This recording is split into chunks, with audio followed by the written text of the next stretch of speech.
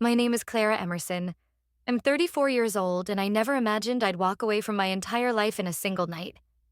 The decision came like a thunderclap, sudden and irrevocable, shattering the carefully constructed world I'd built over decades. But when my father, Richard, slammed his fist on the dining table, his voice booming with unyielding authority, demanding $400,000 to clean up my sister Lily's latest catastrophic failure, something deep within me fractured. For years, I'd been the family's anchor, the dependable daughter, the one who fixed every crisis, the eternal safety net for everyone else's mistakes. His words echoed in my mind, sharp and unyielding. I need the funds by tomorrow, Clara. No excuses. I met his gaze, my face a mask of calm, and said simply, "All right." He didn't know what I truly meant, couldn't fathom the rebellion brewing beneath my composed exterior. Before I plunge into the heart of this story, I invite you to pause and drop a comment below, sharing where you're watching from, your city, your corner of the world. Hit that like button and subscribe if you've ever faced a choice so monumental it reshaped your life. Trust me, what unfolded next will challenge everything you think you know about family loyalty, obligation, and the courage it takes to choose yourself. To understand why I vanished that night, you need to know the intricate tapestry of my family, woven with threads of expectation, control, and unspoken hierarchies. My father, Richard Emerson, was a man of iron will, a self-made success who'd built a thriving construction business from the ground up in our mid-sized coastal city. His company, Emerson Builds, specialized in commercial properties, sleek office buildings, and shopping centers that dotted the skyline of our community. He was a towering figure, both physically and in presence, with a deep voice that commanded attention and eyes that could pin you in place. He ran our family like he ran his business, with absolute control, expecting immediate compliance, tolerating no dissent. Every decision, from holiday plans to career paths, passed through his approval, and deviation was met with swift disapproval, often cloaked in the guise of family unity. My mother, Ellen, was his counterbalance, a gentle woman with soft gray eyes and a knack for diffusing tension. She was the eternal peacemaker, smoothing over Richard's sharp edges with carefully chosen words and a quiet submission that I both admired and resented. She'd been a schoolteacher before marrying my father, but gave it up to manage the household and support his ambitions. Her role was to keep the peace, to ensure the family machine ran smoothly, even if it meant swallowing her own opinions. She was the one who'd hug me after my father's lectures, whispering, "He just wants what's best," as if that excused the weight of his expectations. Then there was my younger sister, Lily, 3 years my junior, a vibrant whirlwind of charisma and chaos. At 31, she was a study in contrast to me. Where I was methodical and grounded, she was impulsive and radiant. Her auburn curls and infectious laugh drew people in, making her the center of attention at every gathering. But beneath the charm lay a trail of unfinished endeavors and reckless decisions. While I studied late into the night, earning straight A's and working part-time jobs from age 15, Lily floated through life on her allure and theatrics. She failed classes but was lauded for her creativity. She crashed cars, 3 by the time she was 25, and always got replacements funded by our parents. She'd take jobs at trendy boutiques or design firms, only to quit when they became too stressful, always landing softly, cushioned by our parents' financial support. "Lily's more delicate than you," my mother would say, when I dared question the double standard. "She needs more support. You're the strong one, Clara. You can handle anything." And handle things I did. I was the one who balanced 25-hour work weeks at a local diner and tutoring gigs while maintaining a 4.0 GPA in high school. I was the one who applied for every scholarship under the sun to fund my college education, knowing our parents' resources were earmarked for Lily's whims. When Lily decided, on a lark, to study interior design at a private art school, my parents covered her tuition in full. No questions asked. Meanwhile, I attended a state university, majoring in economics, living in a cramped off-campus apartment with 2 roommates to save money. My college years were a stark contrast to hers. While I juggled internships and part-time jobs, Lily posted endless social media updates from spring break trips to Miami or music festivals, her life a curated gallery of carefree moments. She lived in a stylish downtown loft paid for by our parents, while I shared a bathroom with strangers and cooked budget meals on a hot plate. When I graduated with honors, my parents attended the ceremony, but their presence was fleeting. They left early because Lily had an emergency, a dramatic breakup with a boyfriend of 3 weeks who'd cheated on her. I stood alone in my cap and gown, clutching my diploma, watching families celebrate around me, a hollow ache in my chest. That moment crystallized the dynamic I'd always sensed but never fully named. My achievements were expected, unremarkable. Lily's crises were urgent, all-consuming. After college, I built my career with the same methodical precision I'd applied to my studies. I started as a junior analyst at a financial consulting firm, working long hours, taking on extra projects, and earning consistent promotions through sheer determination. By 30, I'd climbed to senior consultant, a role that demanded both analytical rigor and client finesse. I loved the work, deciphering complex markets, crafting strategies that turned chaos into opportunity. It was a world where my discipline and foresight were rewarded, a stark contrast to my family's chaos. I saved diligently, avoiding the designer clothes or flashy vacations my peers indulged in. And by 30, I'd bought a modest 3-bedroom house in a quiet suburban neighborhood. The house was my sanctuary, a testament to every late night, every skipped coffee date, every dollar I'd saved instead of spent. Its pale blue walls, hardwood floors, and small backyard with a cherry blossom tree represented independence. A life I'd built on my terms. Lily's path was different. Her interior design degree led nowhere. She dropped out after 2 years, claiming the program stifled her creativity. She bounced between jobs, each one a stepping stone to nowhere. A receptionist at a high-end salon, a social media coordinator for a startup, a stylist at a boutique. Each job ended with a dramatic exit, followed by weeks of lounging in her parents-funded loft, planning her next big idea. My relationship with her frayed as we entered our late 20s. While I carved out financial independence, her lifestyle remained tethered to our parents' generosity. And, increasingly, mine. The first major bailout came 5 years ago, when Lily decided to launch a home decor business, an online store selling artisanal furniture and textiles. She needed $20,000 for initial inventory and website development, but had maxed out her credit cards and been denied a bank loan due to her abysmal credit score. My father called me, his tone leaving no room for debate. "Clara, you need to help your sister." I hesitated, knowing the risk, but the weight of his expectation and my mother's pleading eyes when I visited pushed me to comply. I transferred the money the next day, drawing up a repayment plan with clear terms, $500 a month for 3 years. Lily followed it for 3 months before the excuses began. Slow sales, unexpected expenses, a vague promise to catch up soon. The business folded within 18 months, leaving me $18,000 in the hole.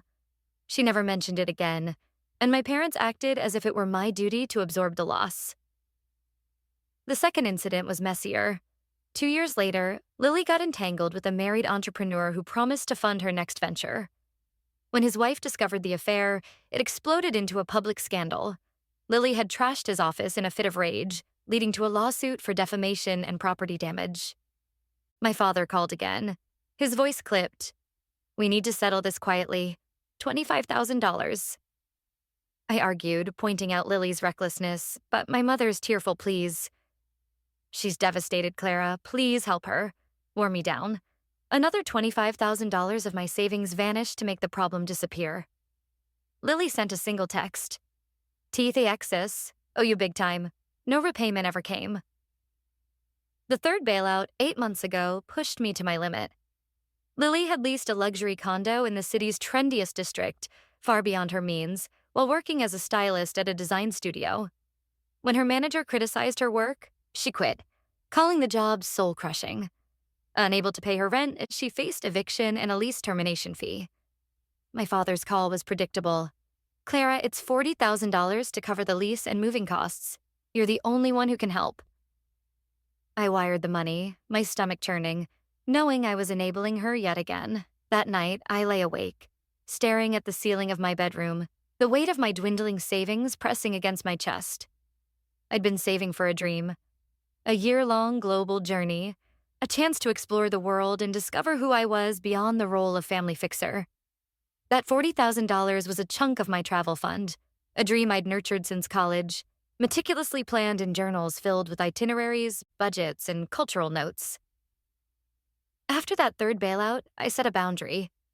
At a tense family dinner in my parents' dining room, the air thick with the scent of roasted chicken and unspoken expectations, I spoke up.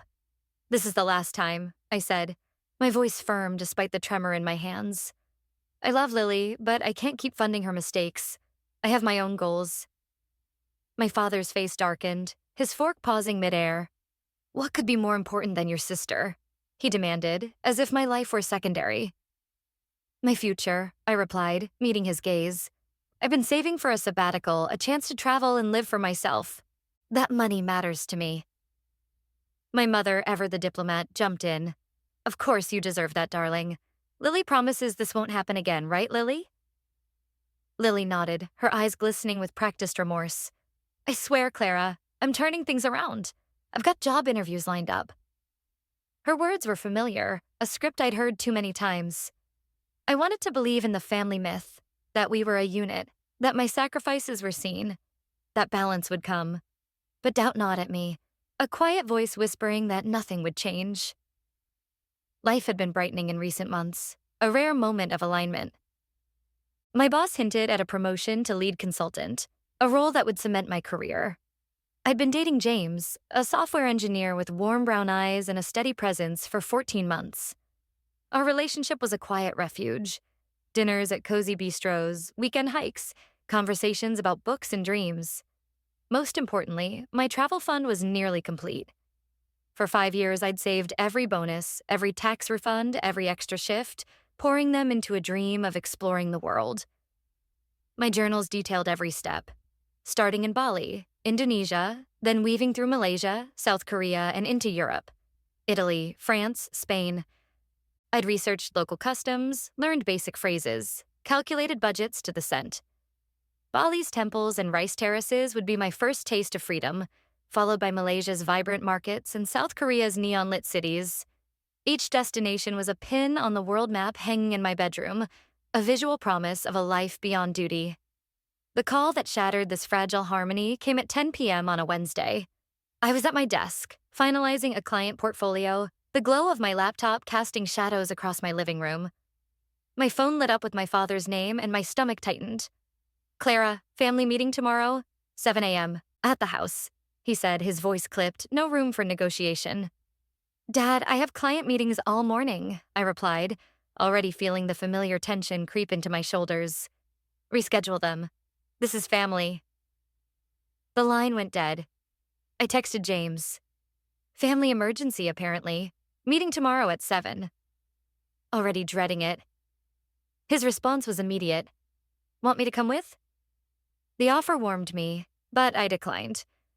James had met my family once, at a holiday dinner that left him rattled. My father dismissed his tech career as tinkering with code. My mother fussed over him like a nervous host, and Lily flirted shamelessly, ignoring my discomfort.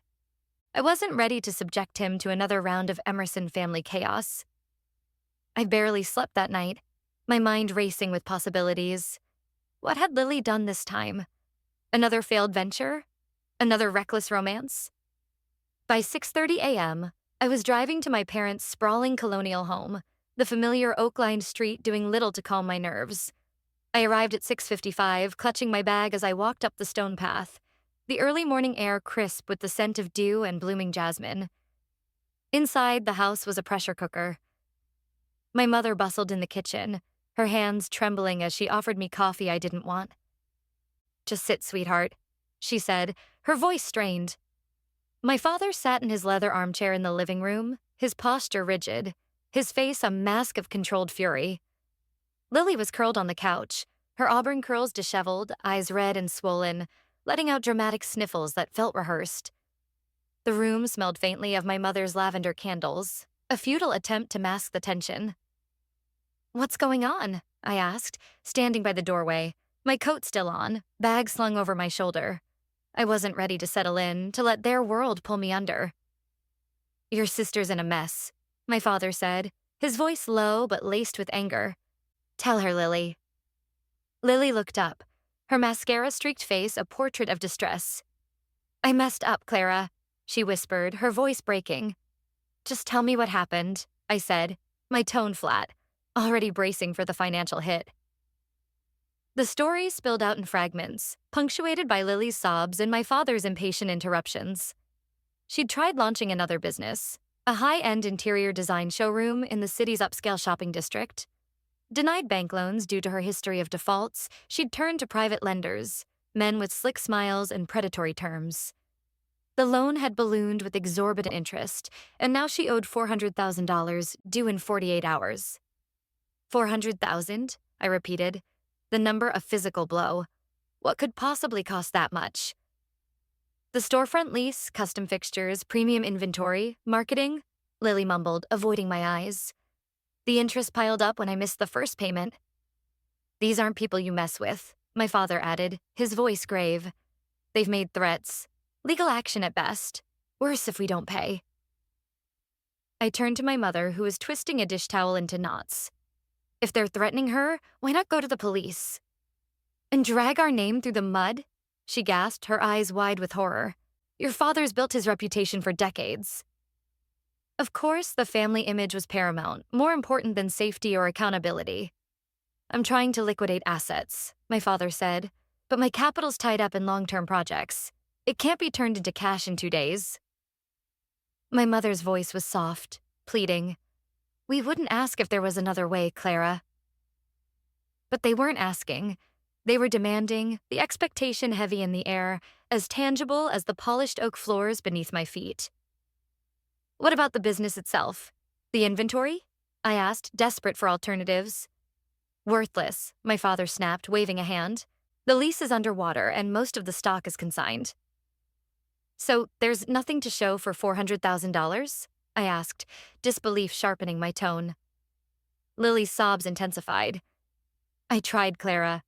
I thought this was my chance to make it big. Her excuses were a familiar refrain, one I'd heard after every failure.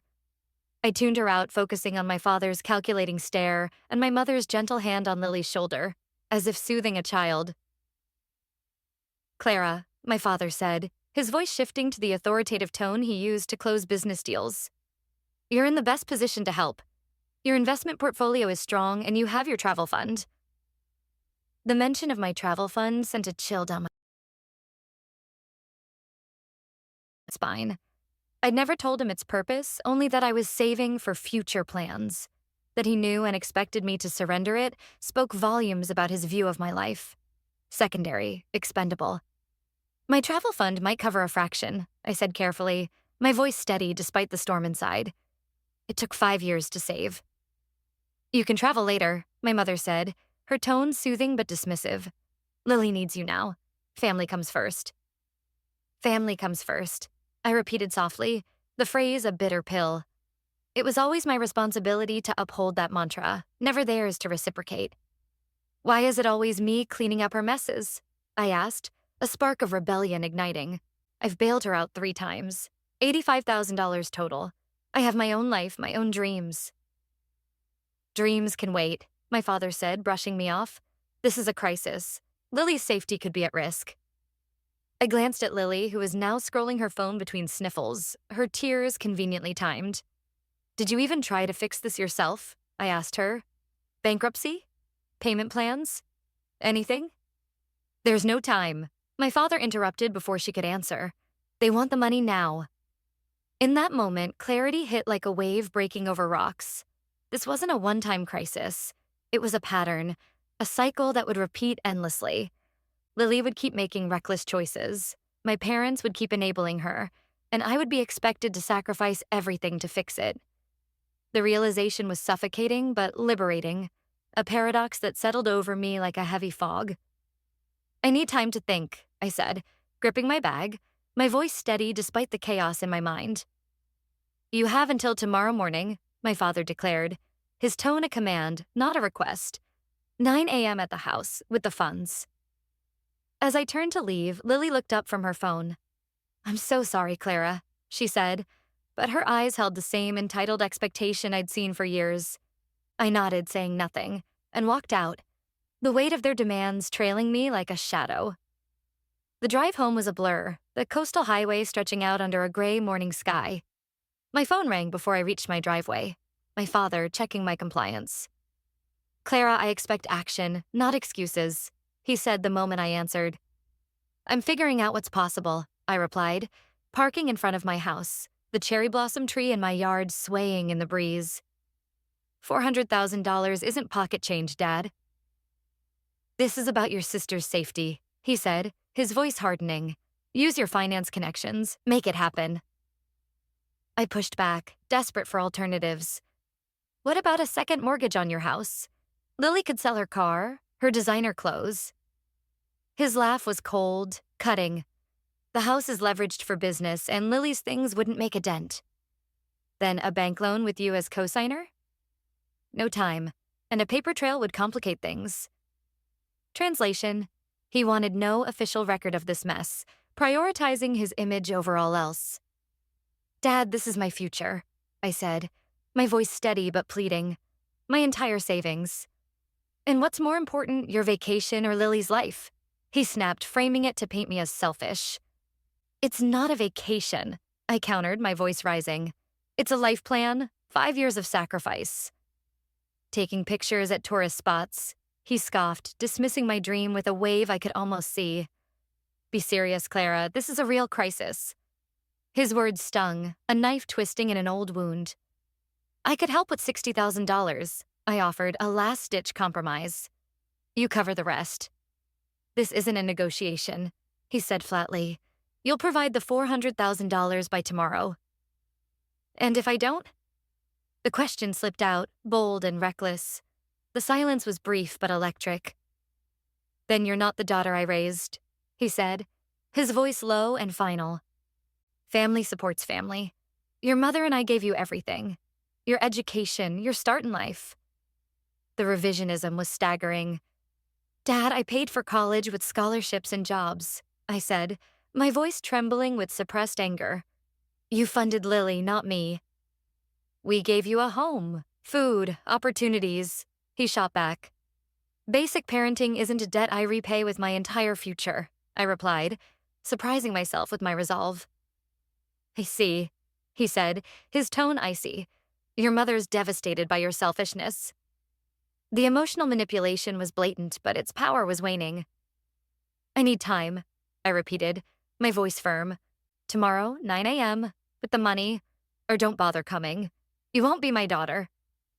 The call ended, and I sat in my car, hands shaking, his ultimatum echoing. Yet instead of despair, I felt an unexpected wave of relief, as if a chain I'd carried for years had begun to loosen. Inside my house, I dropped my keys on the counter and sank onto the couch, the familiar comfort of my living room. Pale blue walls, bookshelves lined with finance texts and travel guides, grounding me. My phone buzzed with texts from my mother, a predictable mix of guilt and pleas. Your father's just stressed, darling. Lily feels terrible. We know it's a lot, but family always comes through. Please call me. I silenced my phone, the screen's glow fading as I stared at the ceiling, the weight of their expectations pressing down like a storm cloud. I thought of my travel journals, tucked in a drawer, filled with 5 years of dreams. Bali's beaches, Malaysia's rainforests, South Korea's temples. Each page was a promise to myself, a life beyond the role of family fixer. I'd spent my 20s and early 30s being the responsible one, the one who never faltered, while Lily's chaos consumed the family's attention. The unfairness burned, but so did the clarity. I couldn't keep living this way. That evening, my father appeared at my door unannounced, his broad frame filling the doorway. We need to talk like adults, he said, pushing past me without waiting for an invitation. The scent of his cologne, sharp, expensive, followed him into my living room. There's nothing to discuss, I said, closing the door, my voice steady despite my racing heart. You've made your position clear. He surveyed my home with critical eyes, lingering on the travel map pinned to my wall, its colorful markers a silent rebellion. You need to understand the gravity of this, he said, turning to face me. These lenders aren't playing games. Lily's in real danger. Lily made reckless choices, I said, holding my ground. Why am I always the one paying for them? His face flushed, a rare crack in his composure. You've always been jealous of her spirit, her willingness to take risks. The accusation was so absurd I laughed, a sharp, bitter sound. Risks that cost $400,000? That's not spirit, that's irresponsibility. Money can be replaced, he said, waving a hand. Family cannot. Exactly, I countered. Yet you're willing to disown me over money? He stepped closer, his voice dropping to a dangerous low. I need the funds tomorrow. I've already told these people we'll pay. The presumption hit like a slap. He'd promised my money without consulting me. You had no right, I said, my voice calm but edged with steel. I'm your father, he replied, as if that settled it. That doesn't give you ownership of my life, I said, the words freeing as they left my lips. I'll think about it. Please leave. He stared at me, his eyes searching for weakness, then nodded stiffly. Tomorrow, 9 a.m., with the funds. Or don't show up. He left, the door clicking shut behind him, leaving a silence that felt both heavy and liberating. I didn't sleep that night. Instead, I sat on my bed, surrounded by my travel journals, their pages filled with dreams I'd nurtured through years of sacrifice. Tears fell as I traced the itineraries. Bali's Ubud markets, Malaysia's Penang street food, South Korea's Hanok villages. The map on my wall glowed under the soft light of my bedside lamp, its pins marking a future I'd almost lost. I thought of the years I'd spent as the family's safety net, the resentment I'd buried, the dreams I'd deferred. At 2 a.m., staring at that map, a truth crystallized. I didn't owe them my future. Lily wouldn't change while shielded from consequences. My parents wouldn't see me as more than a resource unless I forced them to. The cycle would continue unless I broke it. The plan formed with startling clarity, not a rash impulse, but a calculated choice. I wouldn't pay the $400,000. I wouldn't show up at 9 a.m. I'd take my trip now. Not in 3 months as planned, creating distance to establish boundaries I'd never been allowed to set. A strange calm settled over me, like the quiet after a storm. I showered, the hot water washing away the last of my hesitation, and made coffee, the bitter aroma grounding me as I began making lists. What to pack, what to store, bills to prepay, people to notify. My home, with its carefully chosen furniture and framed photos of solo hiking trips, felt like a partner in this decision, a space that had witnessed my growth and now rebellion. At 6 a.m., I called James, my voice steady despite the hour. Your father threatened to disown you? He asked, his voice thick with sleep but sharpening with concern. Yes, I said, and it's strange, but it freed me. I'm leaving today for my trip. Where to first? He asked, no judgment, just curiosity. Bali, I said, the word a promise. It's always been the starting point. Want company? His offer was simple, sincere. Not yet, I replied. I need to do this alone first to prove I can. But maybe later? Tell me when and where, he said. Clara, I'm proud of you. This is brave. His words brought fresh tears, a mix of gratitude and resolve. I called my boss next, requesting emergency personal leave. My track record, never a sick day, always the first to volunteer for weekend work, paid off. She granted 3 months, extendable, with a warmth that surprised me. You've earned this, Clara, she said. I went to the bank, withdrawing most of my savings, leaving a portion invested for my eventual return. I wasn't burning bridges, just creating space. The teller, a kind older woman, processed the transaction with a smile, assuming I was funding a wedding or a house. I didn't correct her. I booked a one-way ticket to Bali, departing at 8 p.m. that evening, the confirmation email a jolt of terror and exhilaration. I paid 6 months' rent up front, arranged for a neighbor to collect mail, and packed light. A backpack and a small rolling suitcase, essentials only. Clothes, toiletries, my journals, a small box of photos, a locket from my grandmother.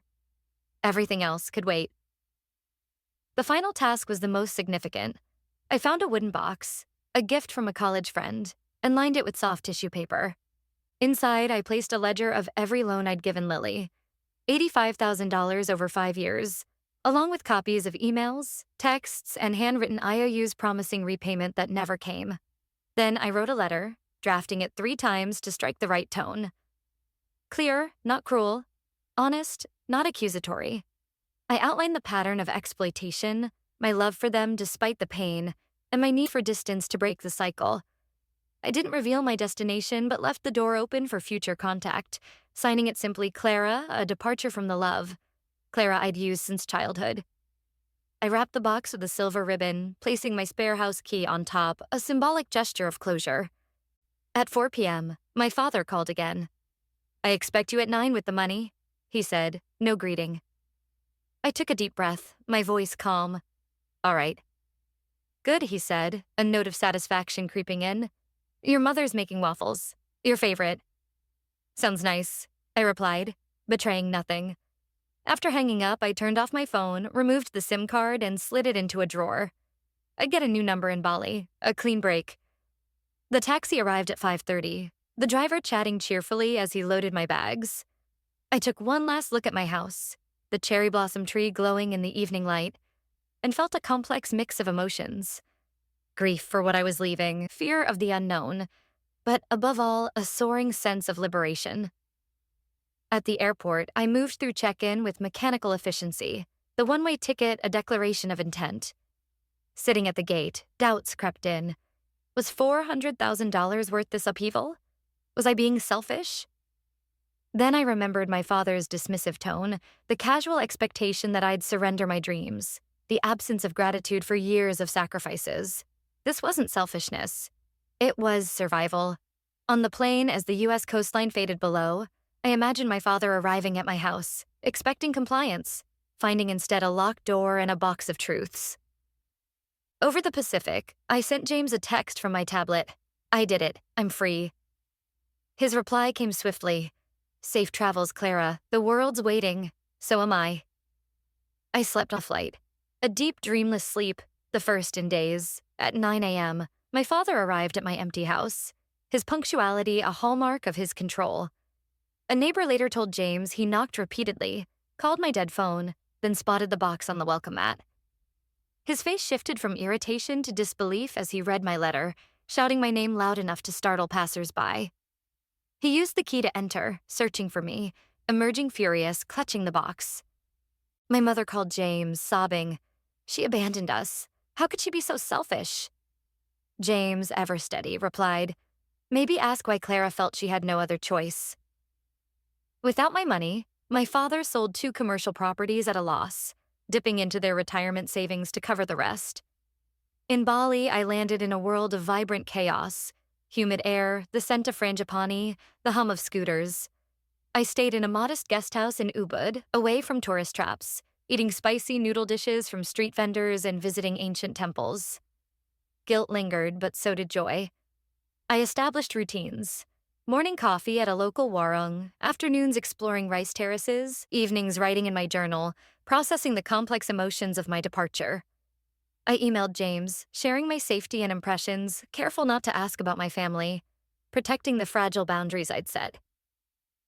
Over months, I moved through Malaysia's bustling markets and Cambodia's serene ruins, teaching English online to stretch my savings and starting a travel blog under a pseudonym. The blog gained a small following, earning me occasional free stays at hostels in exchange for reviews. James joined me in South Korea, our reunion in Seoul, a mix of awkwardness and warmth, our bond deepening through shared adventures in neon-lit streets. A year later, in a Lisbon cafe, an email from my mother arrived. "I've rewritten this letter countless times. You were right to leave. We burdened you unfairly, calling it love when it wasn't." She detailed their changes. My father's downsized business, her part-time library job, Lily's steady retail work, and community college courses. No demands, just acknowledgement. I replied cautiously, grateful but guarded, maintaining my boundaries. 18 months in, Lily's wedding invitation arrived. A stable teacher, a shift from her past. I'm torn. Attend to test new dynamics or stay away until boundaries are solid? What would you do? Comment below with your thoughts on family and boundaries. Like and subscribe if this resonated. Sometimes the bravest act is choosing yourself. Until next time, prioritize you. You've earned it.